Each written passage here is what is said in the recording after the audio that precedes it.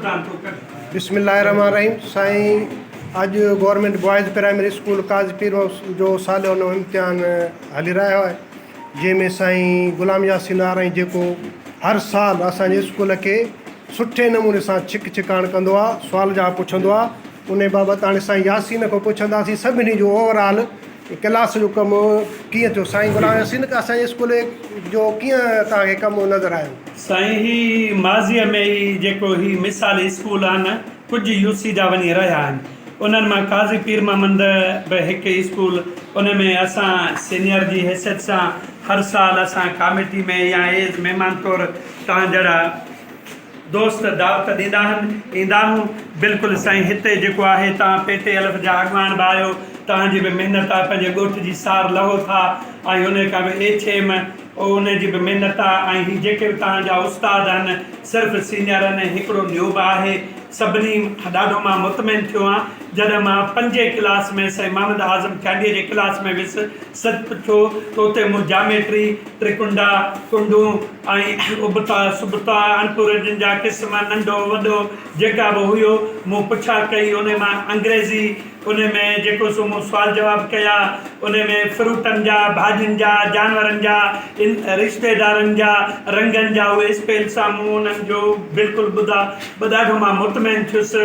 उन खां पोइ जेको सो उते सिंधीअ में मां बेत पढ़ाया, उन्हनि जे लफ़्ज़नि जी मानी सुवाल जवाब जेको सो मूंखे ॿुधायो। मां ॾाढो पंजे मां मुतमिन थियुसि। उन खां पोइ मां 4थों क्लास, ख़ुदि तव्हांजो क्लास हो, जंहिंमें बि 4थे में ॿारनि खे मां बिल्कुलु उन में पुछा कई इस्लामी ॻाल्हियूं, 4 यार मलाइक पंजनि पाक जेको कुझु कोर्स आहे।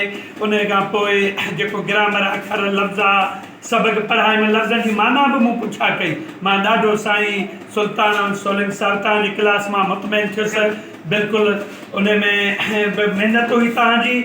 ऐं उन खां पोइ हाणे मां बीठा आहियूं, तव्हां मूंसां गॾु बीठा हो, मुंहिंजो अज़ीज़ आहे साईं मोहम्मद हाशिम आराई, ऐं तव्हां मूंखां व्यूज़ वठी रहिया आहियो, जंहिंमें हीअ क्लास मौजूदु आहे। ऐं हीअ ॿार बि तव्हां ॾेखारे रहिया आहियो, हिते वेठा आहिनि। हीअ नंढड़ा ॾाढो हिते डिसिप्लिन आहे। ॾिसो, हीअ पंहिंजे लिबास ड्रेस में आहिनि, हीअ नंढड़ा ड्रेस में आहिनि। साईं हाशिम जी मूंखे ख़बर आहे, हर साल मूंखे हीअ ज़ोरी वठी ईंदो आहे। साईं तव्हां अचो क्लास में। सच पुछो त मां जॾहिं हिननि खे सूर तख्ती चई, आख़िरी सबक़ जेके ॾुखिया हूंदा आहिनि, अंबड़ियूं मुंजियूं आहिनि, अंब आहिनि, या जेके बि अदा या इहे जेके बि झरकी, इहे सबक़ मां हिननि खे हिजे बि पढ़ायो। साईं रवां बि हिननि खे ॿुधायो। उन सूर तख्ती त मां ॾिसी तक़रीबन सभिनी जी सही, का ग़लती को बि अचे बिल्कुलु चैलेंज आहे। मता जो साईं नेकी थो करे, को बि अचे ॾिसनि सूर तख्ती चवनि ऐं ॿारनि जी पढ़णी ॾिसनि। मां ॾाढो मुतमिन थियो आहियां।